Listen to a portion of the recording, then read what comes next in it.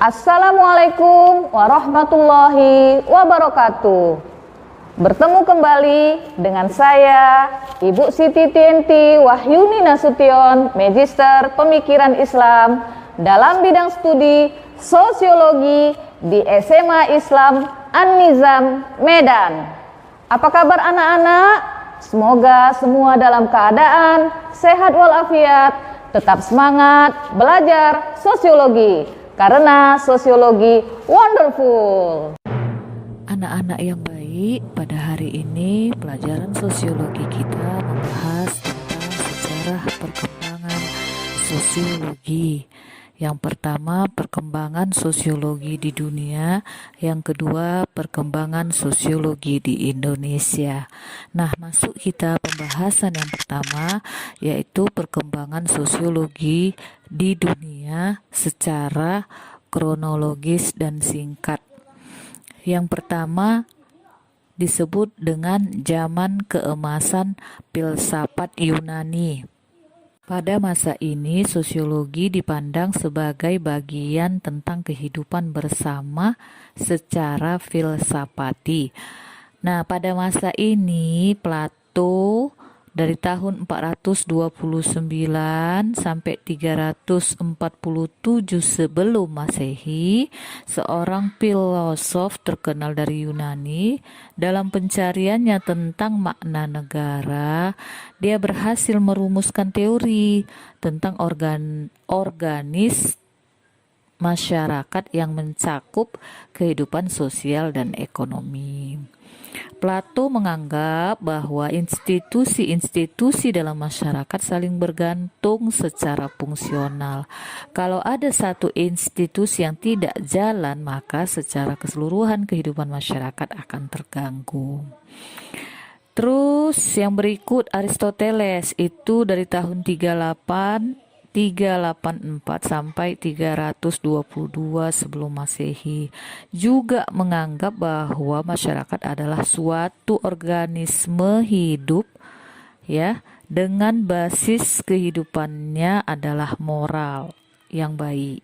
Pada masa ini kaum agamawan yang berkuasa, sehingga kehidupan sosial lebih diwarnai oleh keputusan-keputusan kaum agamawan yang berkuasa.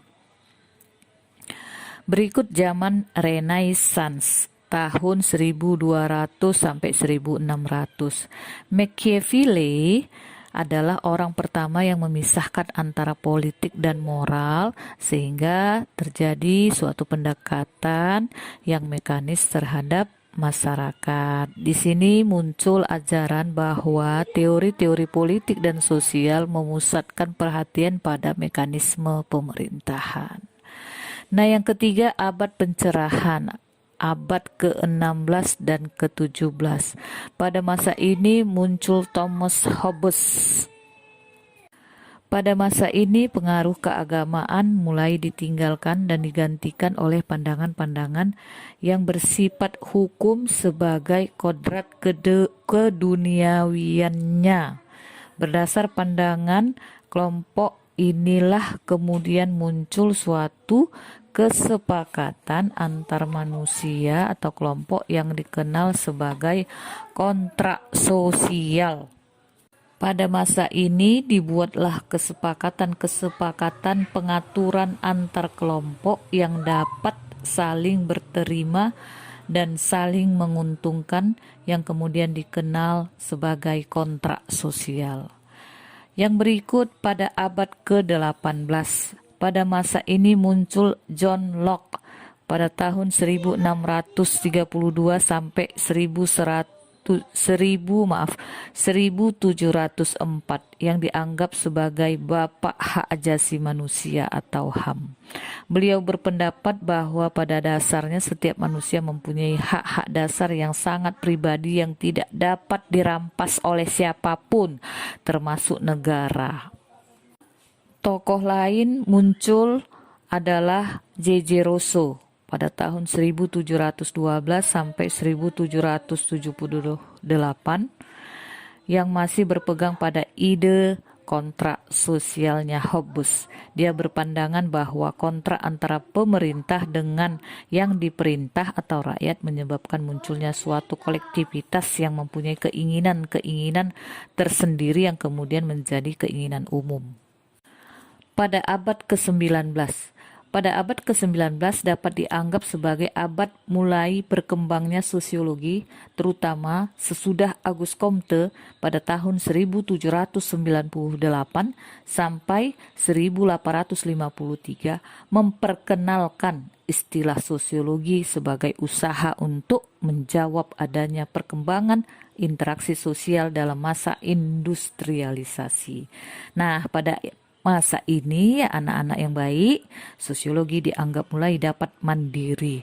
Kondisi yang baru dalam taraf mulai mandiri ini disebabkan walaupun sosiologi sudah dapat menunjukkan adanya objek yang dijadikan fokus pembahasan, yaitu interaksi manusia, namun di dalam perkembangan ilmunya masih menggunakan metode-metode ilmu-ilmu yang lain atau ilmu ekonomi misalnya. Berikut pada abad ke-20.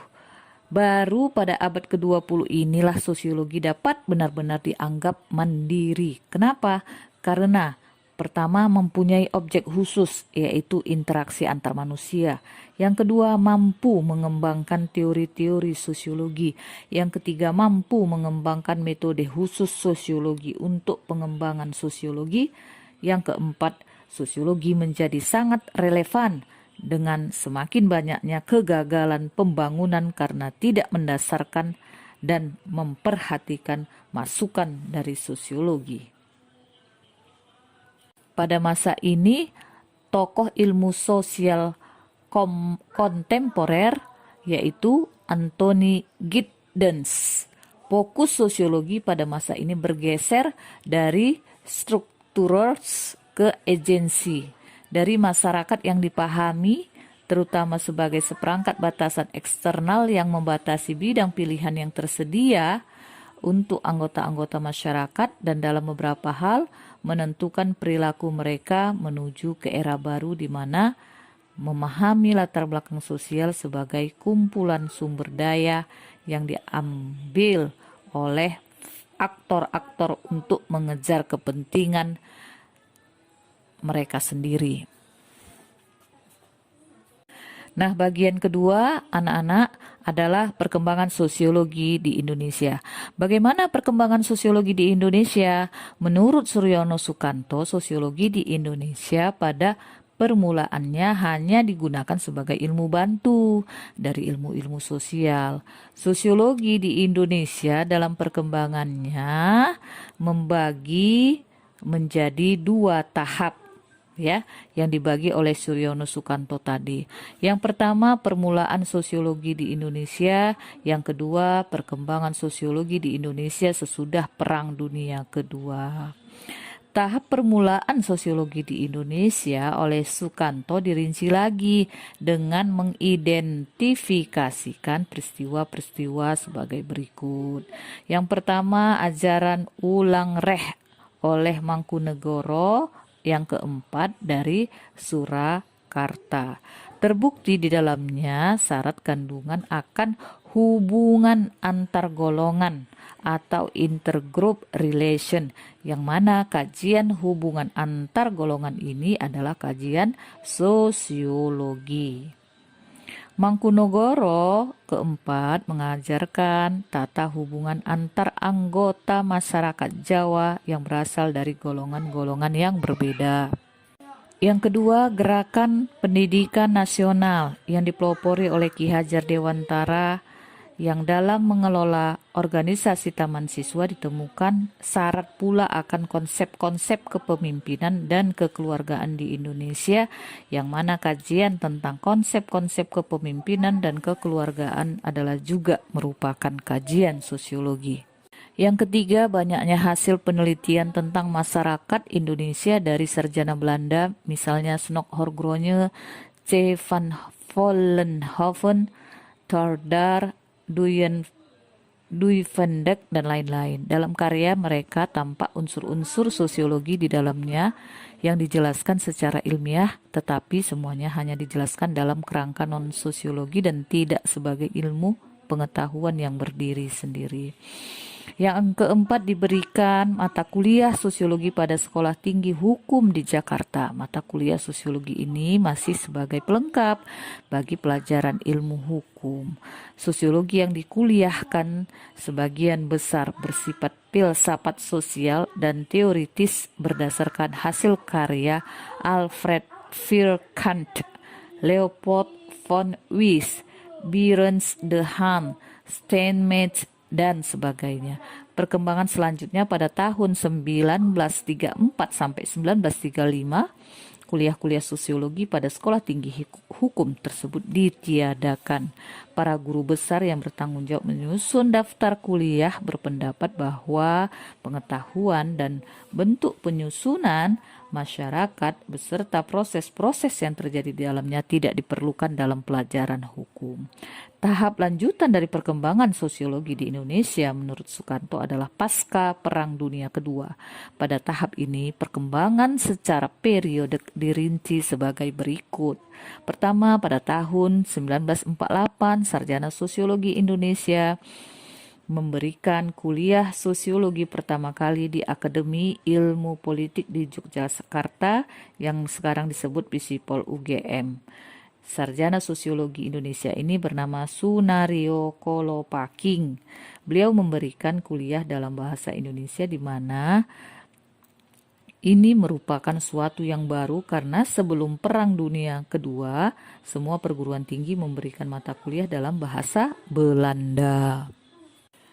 Kedua, pada tahun 1950 diberikan kesempatan mahasiswa Indonesia kuliah ke luar negeri untuk mempelajari sosiologi. Ketiga, banyaknya terbitan buku-buku tentang sosiologi berbahasa Indonesia. Buku sosiologi mulai diterbitkan sejak 1 tahun pecahnya revolusi fisik. Buku tersebut berjudul Sosiologi Indonesia oleh Jody Gondokusumo yang memuat tentang beberapa pengertian elementer dari sosiologi yang teoritis dan bersifat sebagai filsafat.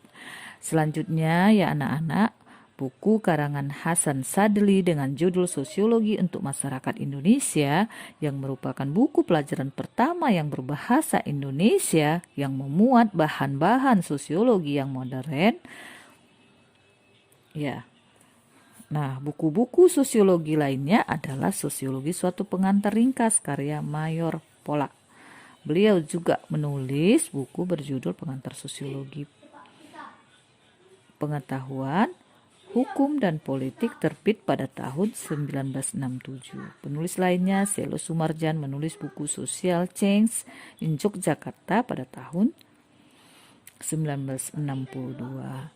Selo Sumarjan bersama Sulaiman Sumardi menghimpun bagian-bagian terpenting dari beberapa textbook ilmu sosiologi dalam bahasa Inggris yang disertai dengan pengantar ringkas dalam bahasa Indonesia dirangkum dalam buku Setangkai Bunga Sosiologi terbit tahun 1964. Hingga akhirnya saat ini telah ada sejumlah universitas negeri yang mempunyai fakultas sosial dan politik atau fakultas ilmu sosial.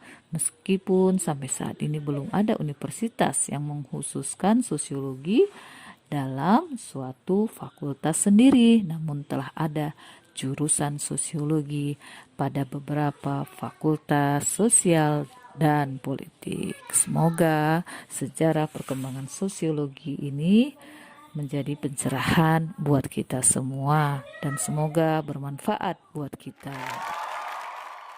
Demikian pembelajaran hari ini. Sampai jumpa di video pembelajaran berikutnya. Jangan lupa like, comment, and share video ini. SMA Islam An-Nizam, unggul, cerdas, Islami. Assalamualaikum warahmatullahi wabarakatuh.